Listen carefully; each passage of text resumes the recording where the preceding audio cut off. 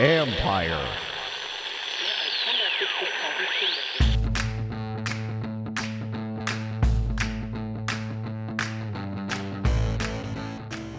Hello and welcome to my podcast. Today, I talk with new Washington corner William Jackson III.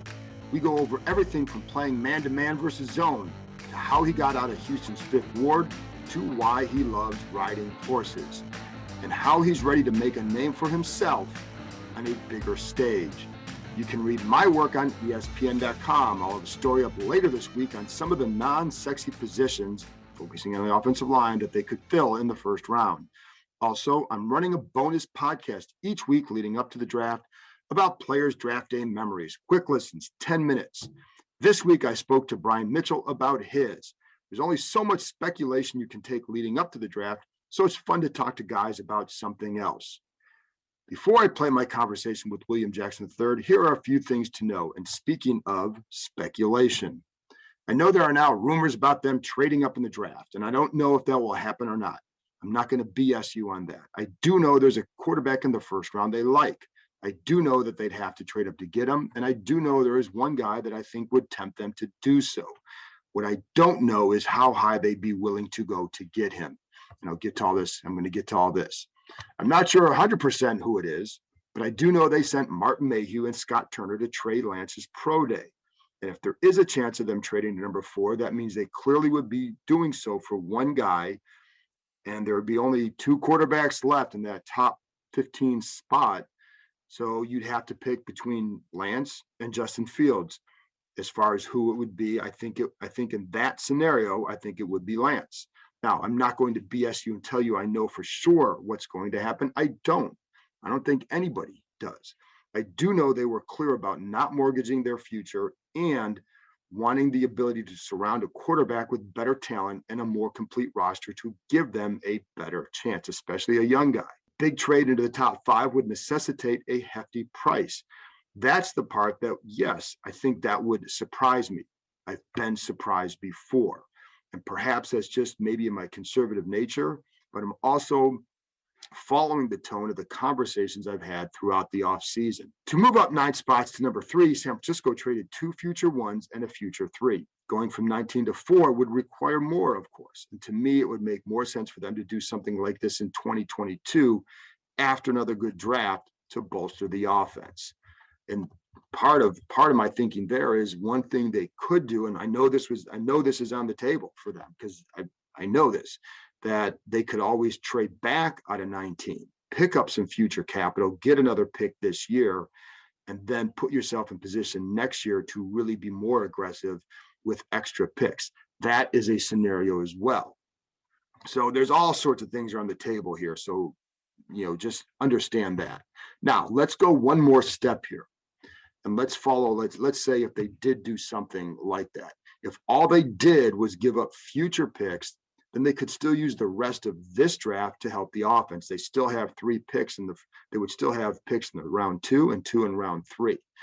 I know they view the tackle class, as does everyone else, as a deep one, and they believe they can find a potential starter into round 3 at left tackle. One thing, I'm going to get to more of this in a minute, but one thing to keep in mind here too is there's a guy like Alejandro Villanueva out there, veteran left tackle, quality starter. He's still available. He is a guy that Washington would look at after the draft. So if they didn't get a guy in the draft, he is an option for them after the draft.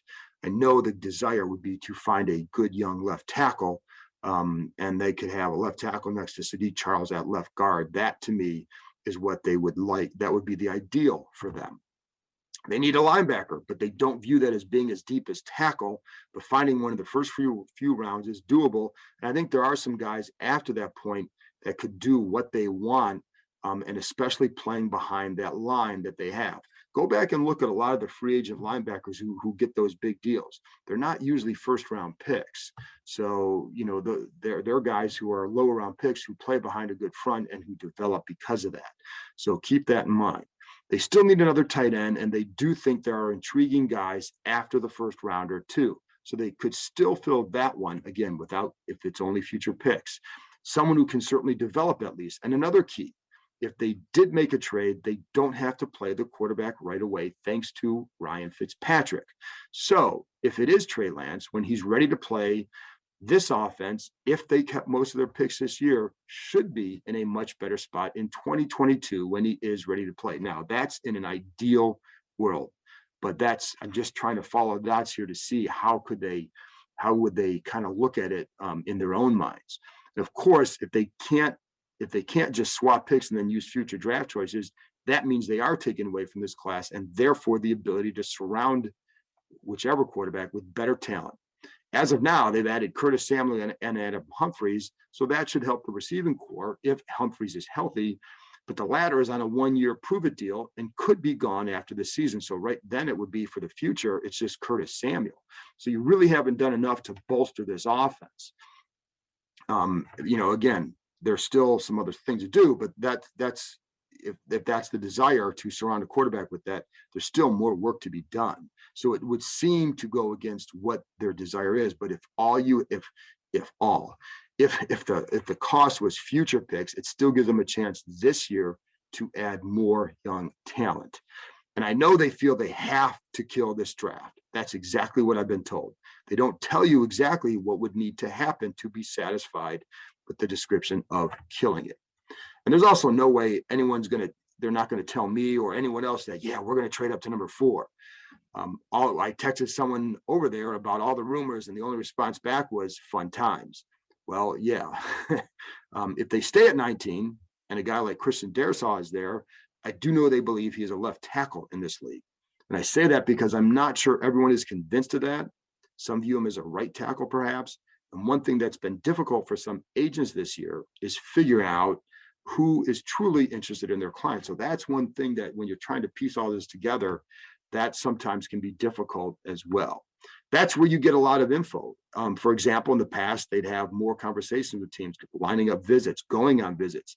You'd have more communication with teams about their clients. Teams would send in scouts or coaches to have lunch with their guys, for example, or just to meet with them at either before the pro day, after, or around that time.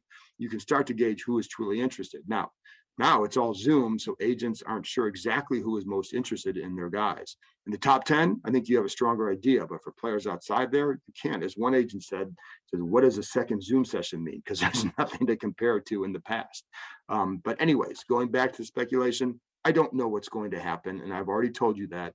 But I do know that in this draft, I think with them, you look at all scenarios and then you try to understand how that fits into their desire to not mortgage the future, how it would work, and if they, can you still improve this offense? Because this offense, still the team, but the offense in particular, if you're going to surround a young quarterback, if you're going to have a young quarterback, you've got to surround that quarterback with more talent than they currently have. And among the positions that I know they still want to fill would be tight end, left tackle, and even a running back. They want another running back just to bolster the depth there. And somebody who could help come in and help them. So that's what we got. And look, think about it too. J.D. McKissick and Logan Thomas were on 2-year deals. So their deals are up next year. So you definitely have to add, be mindful of the future, because what if Logan Thomas is a big year and blows up and they can't sign him? What if J.D. McKissick goes elsewhere next year? Then what are you surrounding that quarterback with? You need to get more talent on that offense. Okay, that's enough from me. After this break, I'll be back with William Jackson III. Enjoyed my chat with him. I think you will too. Hey, William and I have something in common. You'll find out what it is. Hey, this is Joel Corey from Inside the Cap. I know you're enjoying the John Kahn Report, which gives you insider access to the Washington football team, everything you want to know, which is going on with the Washington football team. Once you're done with that, check out my podcast, Inside the Cap, which gives you the ins and outs of the NFL salary cap and player contract negotiations. Check out these two products and other fine podcasts from Empire Media. Welcome back. Now here's William Jackson III. What are you looking forward to most playing here? I'm just looking for the opportunity to be the number one defense, man. I'm excited. We got a lot of great players, a great talent on the team. I'm just here to make the team better. So I'm looking to be that number one defense in the league. When you have a defensive front that you're coming to now, what difference does it make for you as a corner? Oh, it make it real easy. I know the quarterback don't have much time to hold the ball, and I can definitely try to make more plays on the ball because I know that ball is coming out quick. How much of that was it a factor in when you were looking at a team, especially when you're deciding on a team? How much was that a factor here? Because you didn't have that in Cincinnati. Yeah, every corner want a D line, man. Everything worked together on all phases. And it's 11 guys on the field and it all work together. And as long as I got those dogs up front, they can make it more easy on the back end and give you more opportunity to make plays. Did you go back and watch any of those games just to see how they did? Did you do any? It sounds, I had heard you're kind of a big study guy. Did you go back and watch any of their games to see how that front was, or did you just know about them? For sure. We actually played them this year. And That's right. I just watched them get after the quarterback like on every play. So that was exciting just to watch and just to have those guys on the board and wanted me, and it was a blessing for them to even want me. It was a no-brainer. For you, it's been a couple weeks now. How much did you need a change of scenery? I needed it. I definitely needed it. I just wanted to start over fresh. I just wanted to get back to a clean slate and just go out and really show the Washington football team what I can do and what I bring to the table. And because I had seen that you said it was kind of a blessing to get out of Cincinnati. Why is that? It kind of came off wrong, but it was just my time to get away, man. It was my time. My time was up in Cincinnati, and it was just time. And what tells a player that? Can you see little signs that like maybe they're moving on? Like they signed Trey Waynes last year. Do you know like maybe my future isn't here? Did you feel a difference from them that you just said, hey, it is time to go? I didn't feel a difference, but for me and my mental and where the type of player that I am, I feel like it was a time for me to go, and Washington came on with it and showed me they very interested in me, and it was a blessing just to get there from those guys, and I just knew it was my time to get out of there. What are you looking forward to showing people about your game?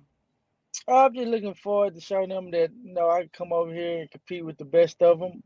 I didn't have much primetime game, so guys didn't really watch us much, so they have no idea about me. They're just looking at stats, and I feel stats can mislead you in the wrong direction. Right, especially for a corner.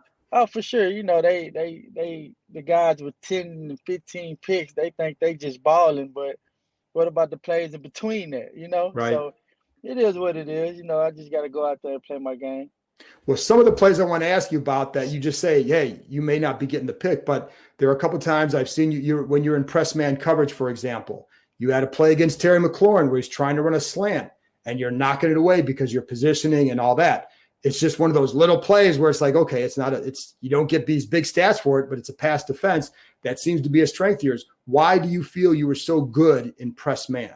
I just feel like I'm long. I'm a guy that can run. I don't feel like nobody in the league would outrun me. So, I can sit there at the line and really be patient and put my hands on guys. And that's what make it easy and press for me. And it's funny you say that because like that's the thing I noticed about you. You're not opening your hips early. You're being very patient. That comes from your ability, knowing that and I saw you recover. So that's where that patience comes, is from knowing you can recover, or is there something else that goes into that?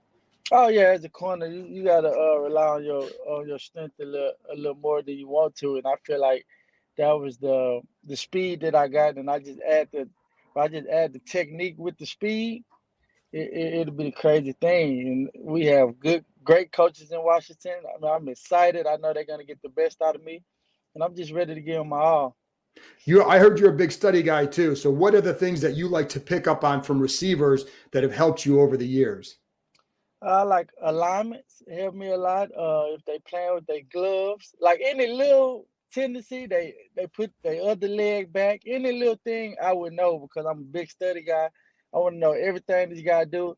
Sometimes I even go back to 3 years from now. Really? And just to see like where in their game where they feel like they worked on, and I try to apply that to the game when we play them.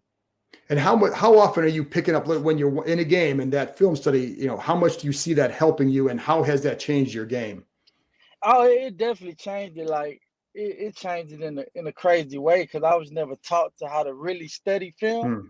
I had to take it upon myself to really know what I'm looking at, like Right. really know what I'm trying to find. So once I found out exactly what I wanted to know and how I wanted to look at it, it made the game way slower for me. And how did you learn how to study that? Because like you said, not a lot of people come to the league thinking, well, I've watched film, and then you learn how to watch film. Who really helped you with that, or did you just kind of figure that out on your own? Man, I had Darius Slay, one of my guys Hmm. that I talked to a lot. I talked to what's my guy name? I talked to Gilmore a lot. Hmm. I just talked to guys that been in the game and has been successful. And I'm not one of them guys that's not scared to reach out to someone and be like, hey, what you seen on this or what you was thinking on this? Like I'm one of them guys that want to know all the information. So I reach out to those guys and we'll brainstorm and I try to apply it on Sundays. The other thing I noticed too, when you're in your press man, and I saw this a couple of times, it's almost like in basketball how you fight through a pick, right? You get those stack alignments, and they can't get you inside. I rarely saw you get beat inside in that. What you know what I'm talking about, like in the stacks and some of Yeah. your. So why in those? Because that's a hard thing for a corner, but they never. It seemed like they could rarely pick you on that play. The coaches in Cincinnati were very smart. They put me in a great position. We have this thing they call levels. It's Right. 0, 1, 3. So the guy on the ball, he can't move at all, and the guy outside he sit at 3 yards, and the guy inside sit at 5. So it cleans it up a lot for you. It does, but you still have to be able to do it. I mean, when I watch you, sometimes like you would have been a heck of a defensive player in basketball too. Was that another sport? Right. Did you play it? Did you play basketball? No, I never played basketball. Really? I was a track and football guy, man. That was my thing, and You would have it killed guys translated.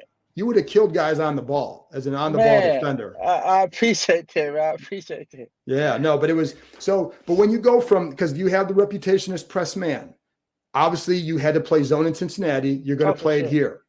What is it? Because now everybody's like, well, are you going to play a lot more press man here? And or how's he going to adjust to zone? What's your take on that? And how do you feel as a zone corner you have done? So a lot of people got to understand we rarely played man in Cincinnati. It was mostly zone. But, a lot of people Right. doesn't watch that. Like, they wasn't watching actually where we running. And zone is just all about eyes, Right. Your eyes will get you in trouble in zone. But as long as your eyes right, and you're reading your keys in zone, you'll be fine. Yeah. And trusting, and you have to trust that guys around you too. If you're playing inside, you're playing your inside technique, you got to make sure the guys behind you doing that too. Oh yeah, for sure. Then that's where the trust come in, and that's when OTAs and all that good stuff come in, where y'all all can be on the same page and know what everyone doing. Did you like playing one receiver, kind of transferring sides, or did you just say, I'll do what you asked me to do? Or do you like that assignment? Like, I'm going to lock down this guy, right side, left side, wherever. Man, that assignment fun for me, man, because it shows me that my teammates and coaches really believe in me to lock this dude down. And knowing that they number one receiver, and they feel like I'm their number one corner, give me all the confidence in the world to go out there and give it my all and study to the top of my ability, because I know I got this guy no matter where he goes. So I got to see where he line up at, what's his tendencies. Anything that I can find to take my game to the next level, I would do it. So it gives me a great motivation. What'd you think of facing Terry McLaurin? What'd you think of his game?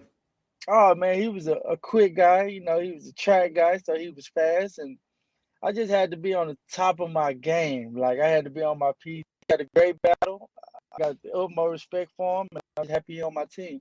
What were some little things that he did that were different or from other receivers? He didn't play off the ball. Like, he wasn't one of those guys that played off the line. If he going in, he going right now. If he going fade, he going right now. So I know I had to be on my horse. I couldn't be as patient as I wanted to, Well, he got one deep ball on you, but you were right there. Like that was imagine it's like, hey, good defense, pretty good route, good throw. What can you do? But do you remember that play? I remember that play like it was yesterday. I was mad at myself on that one. Why? Because I could have just punched through the ball. Okay. And I don't know why I didn't. I can't tell you, but I was very upset about that play because that could have been the play that could have been eliminated. But it was a Yeah, great catch by him, man. it was. But you guys had a nice little battle going there too. And have you looked at the schedule this year to see some of the receivers that you might be facing? Oh yeah, man, we got a great schedule actually. I think we played, of course, the Cowboys in the division, so we Right. played them twice. I think we play Seattle. So you got some Uh, guys. it's gonna be real fun. Because it's DK Metcalf, Amari Cooper, Kenny Galladay, Julio. Yeah, I mean, it's gonna be a good year to go out there and compete. this is a chance for you to really make a bigger name too, guarding some of those guys, right? There's some great receivers. Because some guys can't, they cover like the big guys or the small guys and all that. Do you favor, would you rather cover a big guy, small guy? Do you care? I don't care. I honestly don't care. I had them all, man. I had the tall ones, the big ones, the short ones. So it really don't faze me. You just gotta go out there with the confidence and knowing you're gonna win. When going back to your study habits, how much do you do with that? Like, what's your routine with watching film, studying guys? Man, I normally watch it all day. It's like all day. Like I'm taking notes. I'm watching it. Okay. He lined up to the left side. This what he like to do. He lined up on the right. This what he like to do. If you do this, so I'm just real pay attention to the small details. And again, you're going to see Julio Jones again this year. What have you've covered him in the past? What's it like covering him? Is he the toughest guy you've had to cover? Oh, for sure, man. Julio can do it all, man. He's a great route runner. He big, he fast. He have all the tools to be a great receiver like he are. And with him, you just got to be on your P's and Q's. You got to do more studying and waking up early, just to get your stuff in a row because he's one of those explosive type guys.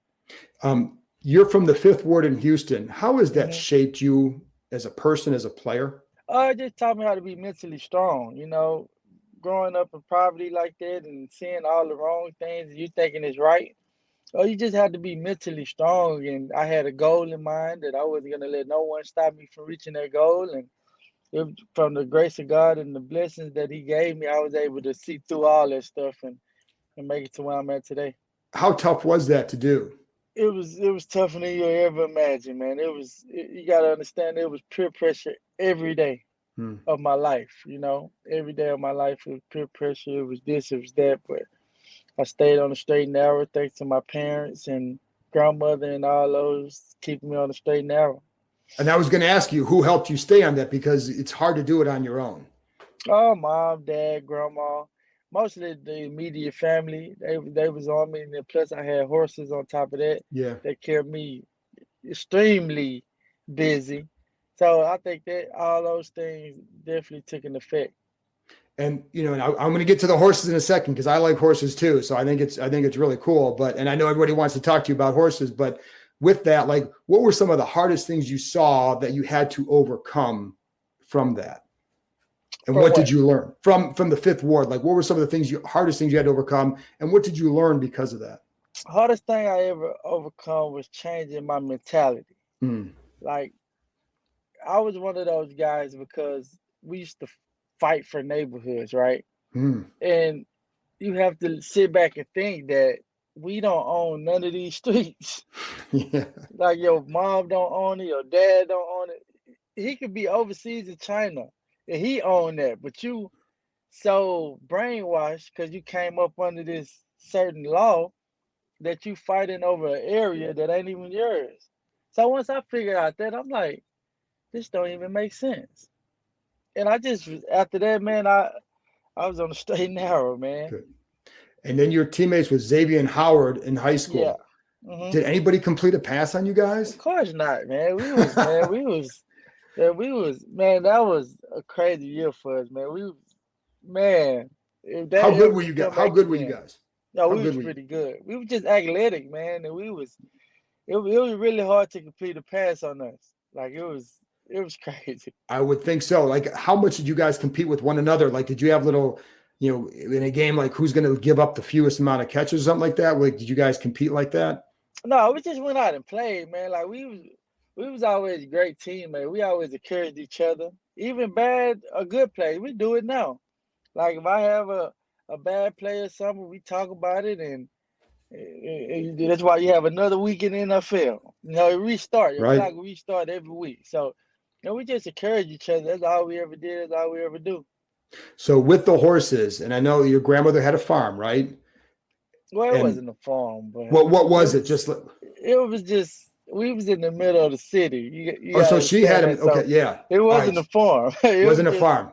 It was just in a spot they just claimed and said it was theirs with a little land on it. that I grew up going to going out in the country once in a while. We go on a trip or whatever, and we ride horses. I love riding horses. They're fast. You had to you had to get control of them. So it's kind of a little bit of a battle. What do you like about horses? Having a horse, riding a horse? Oh man, it's peaceful. It's my therapy, Mm. And I get on the horse, everything go out the window, and just me and this horse figuring it out together, becoming as one. And I feel like that challenge right there, that's what made me gravitate to them. Because all horses have their days, just like human do. So it's just fun to just connect with this horse, and it's just you and the horse. It's just fun to me. You like trail rides? You like going fast? What do you like? For sure. I like, the speed is always my thing. So yeah, actually my girlfriend and I, man, we race all the time. Do you? Oh man, because she was never into it. I got her into it, and now she's so advanced now. She just run off and leave me sometimes. Well, when we would go riding, I would ride this horse, and it was called Blue Boy, and it was tan, blue eyes, but it was the fastest horse. So that was always the one I wanted to get on, because when you hit the field, man, they're taking off, and I wanted to go first. So it's like I always appreciate that. For sure. That adrenaline, man, it's fun. Yes, it is a lot. A lot of it's a people blast. don't know how fun it is.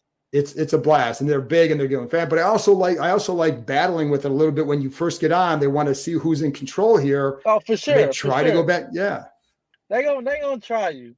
Yeah. You just let them know who the boss is, and after that, you have a great ride. Does that help you with football? In some ways, some of that stuff. I think balance. You have to sit in the saddle, right? You got to have that certain type of balance. Like you just can't get on and be all over the place. You got to have that balance. You got to have that sternness about yourself. So I think it translates a lot of them people would think. And then having the pig, and again, I know you get asked about this all the time, but what do you like about having a pig as a pet? It's different, man. It's different. It's cool to me. Like no one was having pigs, It just was cool to me to have a pet pig, and I feel like everyone thought it was cool, Like people were like all over the world, like, man, I think it's so cool that you have a pig. Then one period, famous people started getting pigs. Yeah. Like at some period, and I was like, well, they're not going to say they got that for me, but I'm gonna let them have it, So it was cool, man. It was cool to have. What do they as a pet? What do they like? Like, what do you what do they do that you enjoy, or like just like having it for that? Nothing. I just like having a pet. Just like it. Yeah. I think you train it like a dog, but that's not the case. Okay. You like being different? Yeah, I'm different. I'm just me. Like I don't try to be no one but me. So people wouldn't think that I ride horses, of course, but that's what I like to do on a daily basis. And how many do you have now? I have 5. Do you have one that's like? Do you have the fast one? Do you have like what kind? Are they? Do you have a favorite one that you like to ride? Yeah, my favorite one is Phoenix. She's the fastest one, like Blue Boy, you said. Yeah. She's the fastest one, so that's the one that I ride and nobody else ride, because you obviously have to be experienced. But Phoenix is the one that I love and would die with me. Last thing, is there anything else, like you like the pig, you like having horses? Is there anything else you want to get that you're like, hey, it might be different, but it's me? Is there something else you want to do, get, anything like that? No, man, that's it. I'm just a simple type of guy. I'm not. There you go. I'm not those guys. I'm just simple, man. Whatever I like, and that's what I do. And William, I appreciate you joining me. A lot of fun to talk to, and I look forward to watching you play. I mean, it was fun to go back. For me, it's fun to go back and watch a guy to see what he's about on the field, because we only saw you one game this year, and So it's fun to go back and see that and to see what you're going to do here. So you look like you're pretty excited to be coming to a new place. Oh, yeah, definitely excited. What's up? It's Mike Jones from the Football Jones podcast. I know you're enjoying your time with the John Keim Report, but once you're done, I want to invite you to come over and check out my podcast. Each week, we take a deep dive into some of the most pressing topics around the NFL. High-profile guests from the coach, player, and front office ranks, as well as the top league insiders. Check out the Football Jones podcast, another fine product brought to you by Empire Media. That's it for this episode. Thanks to William for joining me, and thank you, as always, for listening. I'll be back with another episode Sunday night/Monday morning with a more in-depth conversation about a few guys who will definitely tempt Washington in the draft. Christian Darrisaw and Kyle Trask, among others, from people who know their games well. Talk to you next time.